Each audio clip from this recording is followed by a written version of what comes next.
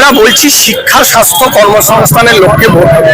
ওনারা এটা বলুক না যে পিচপুরের জন্য ওনাদের কি ভাবনা আছে, কেন কমিউনিটি হল টাউন হলটা হয়নি, কেন বাস টার্মিনাস হয়নি, কেন স্টেডিয়াম হয়নি, কেন বাগেরখালের সংস্কার হয়নি, এগুলো বলুক।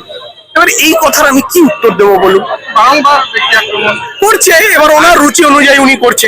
আমাকে তো তাহলে ওনার রুচিতে নামতে হয়। ওনাকে অনেক খারাপ কথা বলা যায়, দেখুন বলার জায়গা আছে, বলতে চাই না আমি। পিচপুরের মানুষ ওয়াগান ব্রেকার বলে, আমি বলতে চাই না, এটা আমার বিষয় নয়। উনি কি ওয়াগান ব্রেকারই করতেন ছোটবেলায়, ওনার পরিস্থিতি ছিল, ঠিক আছে, লোহা চুরি করতেন, ওনাদের সাতটার গদি ছিল, ওনাদের চুল্লু বিক্রি করতো, তখন ওনাদের চুল্লু বিক্রির ব্যবসা ছিল, এগুলো বিষয় নয়। দেখুন রাজনীতিতে এটা বিষয় নয়, রাজনীতি নীতির বিরুদ্ধে, নেতার বিরুদ্ধে নয়। উনি কি ব্যক্তি জীবনে কি ছিলেন আমি তো বলতে চাইছি না। দাদা, আজ সকালে আপনি প্রচারে বেরিয়েছিলেন, একটা সাতটার ঠেক আর অবৈধ একটা মদের ট্রিক ধরা পড়েছে। প্রকাশ্যে মিডিয়ারকে নিয়ে আমরা ওখানে গেছি এবং তাদের দেখিয়েছি, পুলিশ ছিল। আপনি বলুন, থানার নাকের ডগায় কিছু দূরে থানা, তৃণমূল কংগ্রেসের মদত ছাড়া ওখানে এইভাবে প্রকাশ্যে ওরকম 7টা মদ বিক্রি, বেআইনি মদ বিক্রি চলছে। এবং তার সাথে জানো ওখানে যে হরিজনরা আছে, যে হরিজন ভাইরা আছেন বা হরিজন পরিবার যারা হালি শহরকে পরিষ্কার রাখে, তাদের কি করুণ অবস্থা। সরকারি জায়গায় তাদের থেকে ভাড়া নেওয়া হয়, ওই জায়গাটা সরকারি, অথচ তাদের থেকে ভাড়া নেওয়া হয়। তাদের ইলেকট্রিক, তারা যে লাইন জ্বালায়, তাদের থেকে ইলেকট্রিকের পয়সা তৃণমূলের ওখানকার এক গুন্ডা নেয়। কেন এগুলো হবে? তারা গোটা হালি শহরকে পরিষ্কার রাখছে, সুতরাং তাদেরকে স্বাস্থ্যকর পরিবেশ রাখার দায়িত্ব আমাদের। গতকাল এত বড় একটা ঘটনা হলো, আবারও আজকে সকালে দেখা গেল আপনাদেরকে আক্রমণ করা হয়েছে। না, আজকে আক্রমণ করা হয়নি, আজকে চেষ্টা করেছিল, সফল হয়নি।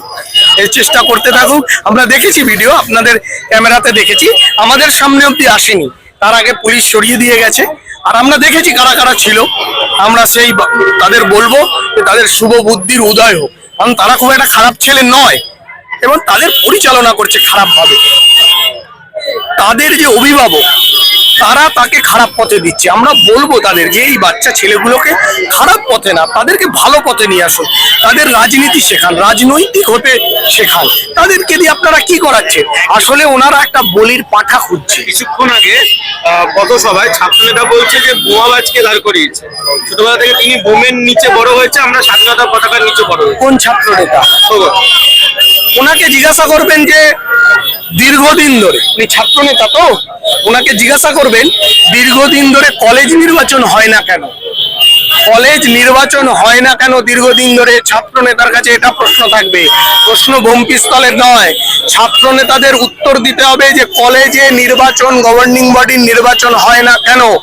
যদি নির্বাচন না হয় তাহলে গভর্নিং বডির টাকা কাকে দেয়? কলেজ সোশ্যাল ফেস্ট বিভিন্ন প্রোগ্রামের জন্য। গভর্নিং বডির মিটিং এ সৌগত বসে থাকে কিভাবে? সৌগত মিটিং মিনিটসে সই করে না, কিন্তু সিসিটিভি দেখলে বোঝা যাবে। আমি সোশ্যাল মিডিয়াতে একটা ভিডিও ছেড়েছিলাম যেখানে দেখা যাচ্ছে প্রিন্সিপালের সাথে সৌগত বসে মিটিং করছে। কোন অধিকারে মিটিং করছে? আমার প্রশ্ন থাকবে।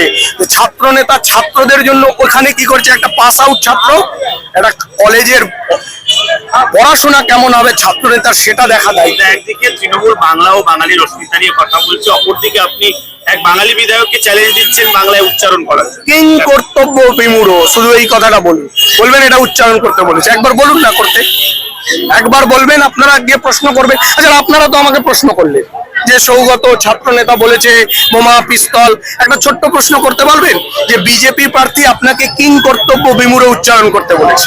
এটা একটু একবার বলবেন তো, আজকে যদি পারেন একবার করুন তো, দেখুন কি উত্তর দেয়। আপনার বক্তব্য যদি বিধায়ককে বলা যায় সেই হিসাবে উনি মুখ ঘুরিয়ে চলে যায়। এবার তাহলে আমি কি করবো?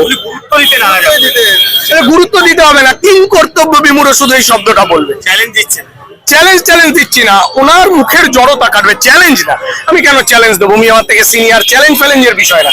ওনার জীবের জড়তা আছে, ওনার হেলমেট বলতে গিয়ে হেমলেট বেরিয়ে যায়, দুষ্কৃতি বলতে গিয়ে দূষীকৃষ্ট বেরিয়ে যায়, এরম বহু ভুল হয়। তাহলে জীবের একটা জড়তা থাকে, এই জড়তাটাকে কাটাতে হবে। দুটো উপায় আছে, একটা হচ্ছে মুখে সুপুরি রাখতে হবে, তাহলে এই জড়তাটা কাটবে। আর একটা, এই উচ্চারণ আমি একটার পর একটা বলে দেবো, সেগুলোকে করতে বলবেন, প্র্যাকটিস করতে বলবেন, তাহলে এই জড়তাটা কাটবে। এটা আমার সাজেশন ভাই হিসেবে। যে মঞ্চ থেকে বললেন যে যে কোনো একজন বিজেপি কর্মীর গায়ে হাত দিয়ে দেখা, তাদের কি আপনি এখন থেকে চ্যালেঞ্জ দিলেন? বা হ্যাঁ, এটা চ্যালেঞ্জ, যে কোনো বিজেপি কর্মী আক্রান্ত হলে যত রাত্রি হোক আমরা সেখানে পৌঁছে যাবো। আজকে দুটো থানার আইসি পরিবর্তন হয়েছে।